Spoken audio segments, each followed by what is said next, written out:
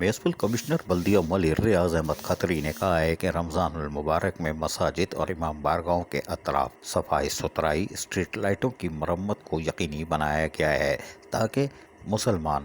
اپنی عبادت کے لیے جب مساجد کا رخ کریں تو ان کو تمام تر صاف ستھرا ماحول فراہم کیا جا سکے۔ اس سلسلے میں Sindh solid waste management board کے افسران کو سختی سے قبل از وقت تاکید کر دی گئی تھی کہ وہ رمضان المبارک سے پہلے مساجد، امام بارگاہوں کے اطراف صفائی ستھرائی کے کاموں کو یقینی بنا لیں۔ اس موقع پر بلدیہ ملیر کے افسران جہاں موجود تھے، میونسپل کمشنر بلدیہ ملیر ریاض احمد کھتری نے کہا کہ افسران مانیٹرنگ ٹیمیں بنائیں اور مساجد، امام بارگاہوں کے اطراف سخت مانیٹرنگ کریں اور مساجد کے علماء کرام، خطیبوں سے بھی رابطے میں رہیں تاکہ پتہ چل سکے کہ ان کو کن کن مشکلات کا سامنا ہے۔ رمضان المبارک صاف ستھرے ماحول اور مسلمانوں کے لیے عبادت کا مہینہ ہے اور اس میں اگر سرکاری افسران ان کی خدمت کریں گے تو بے انتہا ثواب کما سکیں گے۔ اس موقع پہ افسران نے بھی گردن ہلائی، ہاں بالکل کریں گے، لیکن کام تو Sindh solid waste management board کا ہے جو کہ رمضان، محرم، عید الاضحیٰ یا کوئی بھی اوکیزن ہو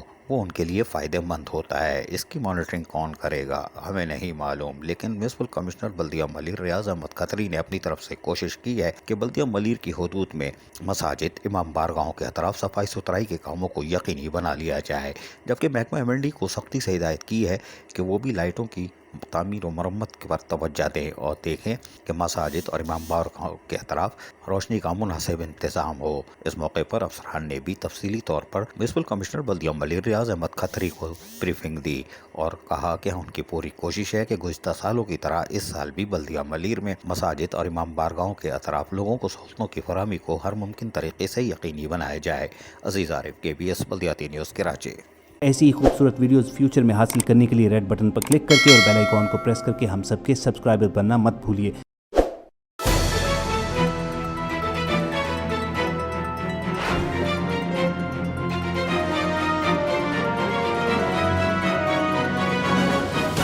KBS بلدیاتی نیوز۔